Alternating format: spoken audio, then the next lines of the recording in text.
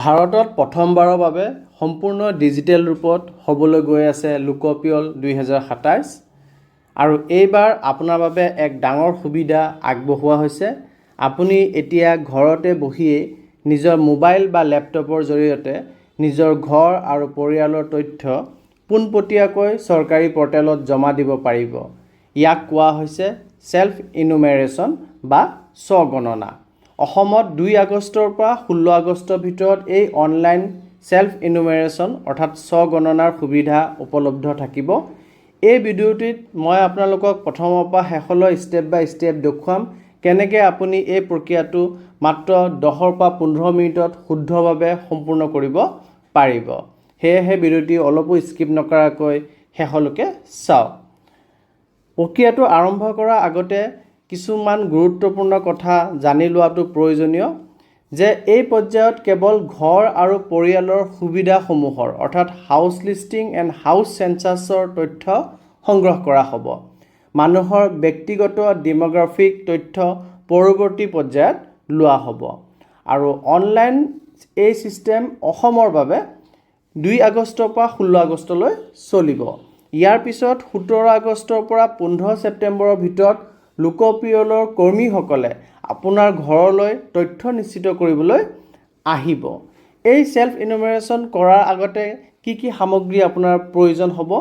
এটা সক্ৰিয় mobile number OTP প্ৰাপ্তিৰ বাবে আপোনাক লাগিব। ইণ্টাৰনেট সংযোগ থকা স্মাৰ্টফোন, লেপটপ বা কম্পিউটাৰ। ডিজিটেল মেপত ঘৰ চাবলৈ লেপটপ বা কম্পিউটাৰ ব্যৱহাৰ কৰিলে অধিক সুবিধা হ'ব আপোনাক লাগিব। আহক চাওঁ ষ্টেপ বাই ষ্টেপ আপুনি কিদৰে আগবাঢ়িব লাগিব। স্বগণনা পৰ্টেলত আপুনি কেনেকৈ নিজৰ সবিশেষসমূহ প্ৰবিষ্ট কৰিব? প্ৰথমতে স্বগণনা পৰ্টেলটো খুলিব। তাৰ পিছত নিজৰ ৰাজ্য বা কেন্দ্ৰীয় শাসিত অঞ্চল বাছনি কৰিব আৰু তাৰ পিছত কেপচা ভৰাব। স্বাগতম স্ক্ৰীনখনে আপোনাক পিছত পৰ্যায়সমূহৰ পথ দেখুৱাব। পৰিয়ালৰ মুৰব্বী, উদাহৰণস্বৰূপে ইয়াত সুশীলা দেৱী, তেওঁৰ নাম আৰু মোবাইল নম্বৰ ভৰাব। আপোনাৰ পচন্দৰ ভাষা বাছনি কৰিব। তাৰপিছত এটা OTP জৰিয়তে সত্যাপন কৰিব। এই সমগ্ৰ প্ৰক্ৰিয়াটো নিৰাপদ আৰু অতি সহজ। জিলা আৰু ওচৰৰ লেণ্ডমাৰ্ক বাছনি কৰাটো প্ৰয়োজনীয়। মানচিত্ৰত আপুনি সন্ধান কৰা লেণ্ডমাৰ্কটো সূচাবলৈ এটা মাৰ্কাৰ থাকিব। এতিয়া মাৰ্কাৰটো আপোনাৰ ঘৰৰ স্থানলৈ টানি আনিব আৰু তাৰপিছত Save and Nextত ক্লিক কৰিব। ইয়াৰ পিছত HLৰ প্ৰশ্নাৱলী পৃষ্ঠাটো খোল খাব। তাত থকা বেছিভাগ প্ৰশ্নই বিকল্প ভিত্তিক হ'ব আৰু তাত নাম ভৰাবৰ কাৰণে ফনেটিক আৰু ভাৰ্চুৱেল কিবৰ্ড থাকিব। কিবা সন্দেহ থাকিলে FAQ আৰু টুল টিপছসমূহে তৎক্ষণাত স্পষ্টীকৰণ প্ৰদান কৰিব। যদি কোনো প্ৰশ্ন বা তথ্য অসম্পূৰ্ণ কৰি ৰখা হয়, ছিষ্টেমে আপোনাক স্বয়ংক্ৰিয়ভাৱে সোঁৱৰাই দিব। আপোনাৰ সবিশেষসমূহ পূৰণ কৰাৰ পিছত সেইবোৰ ভালদৰে সমীক্ষা কৰিব। প্ৰয়োজন হ'লে ইয়াক পুনৰ সংশোধন কৰিব পাৰিব। ইয়াৰ পিছত সুৰক্ষিত কৰিব আৰু অৱশেষত দাখিল কৰিব।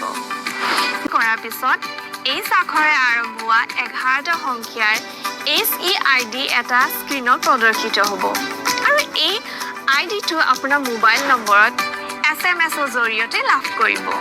যেতিয়া গণনাকাৰীসকলে আপোনাৰ ঘৰলৈ আহিব, তেতিয়া এই SIID-টো তেওঁলোকৰ সৈতে ভাগ বতৰা কৰিব। আপুনি অনলাইন ফৰ্ম ছাবমিট কৰিলে। এতিয়া প্ৰশ্ন হ'ল যে এই ছাবমিশ্যনৰ পাছত আপোনাৰ কাম শেষ হ'ল নেকি? নহয়। 17 আগষ্টৰ পৰা 15 ছেপ্টেম্বৰৰ ভিতৰত যেতিয়া চৰকাৰী লোকপিয়ল কৰ্মী, যাক আমি ইনুমেৰেটৰ বুলি জানো, তেওঁলোক আপোনাৰ ঘৰলৈ আহিব, তেতিয়া আপুনি কেৱল আপোনাৰ সেই 11টা অংকৰ সেল্ফ ইনুমেৰেশ্যন আইডিটো তেওঁলোকক দেখুৱাব লাগিব। ইনুমেৰেটৰজনে তেওঁলোকৰ মোবাইলত নম্বৰটো মিলোৱাৰ লগতে আপুনি দিয়া তথ্যখিনি তেওঁ ভেৰিফাই কৰি চাব আৰু ভেৰিফাই হোৱাৰ লগে লগে আপোনাৰ অনলাইন ডাটা কনফাৰ্ম হৈ যাব। এই ক্ষেত্ৰত লোকপিয়ল কৰ্মীজনে আপোনাৰ ঘৰত আহি বহুখিনি সময় প্ৰশ্ন সুধি এণ্ট্ৰি কৰি থাকিব নেলাগে। সেই গতিকে লোকপিয়ল কৰ্মীগৰাকীৰ লগতে আপোনাৰো সময় ৰাহি হ'ব। আৰু যদি তেওঁ ভেৰিফাই কৰোঁতে আপুনি ছাবমিট কৰা তথ্যৰ লগত অমিল পায়, তেতিয়াহ'লে তেওঁ আকৌ ফ্ৰেছলি ফৰ্ম ছাবমিট কৰিব আৰু ভয় কৰিব নালাগে যদিহে আপুনি ছাবমিট কৰোঁতে অসুবিধা পায় বা ছাবমিট নকৰে তেন্তে তেওঁলোকে নিজাববীয়াকৈ সম্পূৰ্ণ প্ৰচেছটি কমপ্লিট কৰিব আৰু আপোনাৰ লোকপিয়ল সমাপ্ত হ'ব। গতিকে যিসকল মোবাইলত বা লেপটপৰ লগত পৰিচিত, লেপটপত কাম ভালকৈ কৰিব পাৰে, তেওঁলোকে যদি 2 পৰা 16 আগষ্টৰ ভিতৰত ঘৰতে বহি নিজৰ পৰিয়ালৰ ছেল্ফ ইনুমেৰেশ্যন সম্পূৰ্ণ কৰি থয় তেন্তে তেওঁলোকৰ লগতে যিসকল চৰকাৰী বিষয়া আহিব, কৰ্মচাৰী আহিব, তেওঁলোকৰো সুবিধা হ'ব।